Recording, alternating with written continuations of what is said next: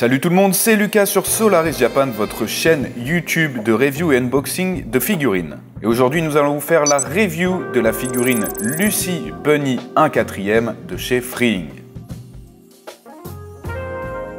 Comme les autres scale figures Bunny récentes de chez Freeing, la boîte ne dispose pas de fenêtre pour apprécier le personnage. Mais n'oubliez pas néanmoins de vérifier le certificat d'authenticité Kodansha sur la boîte. La figurine arrive déjà montée dans son emballage, il vous faudra juste ajouter les oreilles qui sont emballées séparément, cela dans un souci de protection.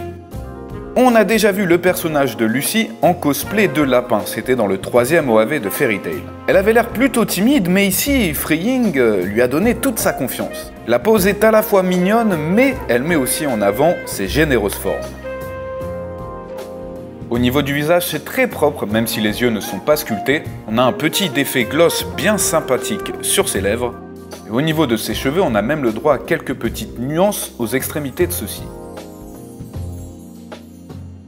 Freeing n'a pas lésiné sur les détails avec le symbole de la guilde sur la main droite de Lucy, mais aussi avec un excellent travail sur sa combinaison qui donne un effet cuir laqué, allant des ombres sur les lignes de son ventre et la façon dont le tissu se plie en épousant parfaitement ses courbes. En parlant de ses courbes, on ne pouvait pas faire l'impasse sur sa poitrine. Je ne sais pas combien d'heures les sculpteurs ont passé à étudier des modèles, mais la forme et l'effet de mouvement sont très réalistes. Sa pose penchée met également en valeur ses autres courbes, encore accentuées par les lignes de ses barésies et sa petite queue de lapin.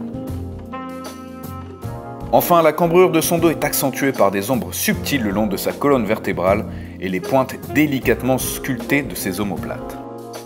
Alors même si le rouge n'est pas la couleur totem de Lucy, on ne peut nier l'excellent travail de Freeing sur cette figurine, qui met en valeur son esprit d'aventure, son insouciance et sa silhouette voluptueuse. N'hésitez pas à nous dire ce que vous en pensez dans les commentaires. Merci d'avoir regardé cette vidéo. Comme d'habitude, si elle vous a plu, n'hésitez pas à liker, vous abonner et activer la cloche pour ne pas louper les prochaines vidéos. Pour plus de contenu quotidien, nous avons aussi le Instagram et TikTok qui sont dans la description. C'était Lucas sur Solaris Japan. On se retrouve très vite. Mais d'ici là, n'oubliez pas, keep collecting.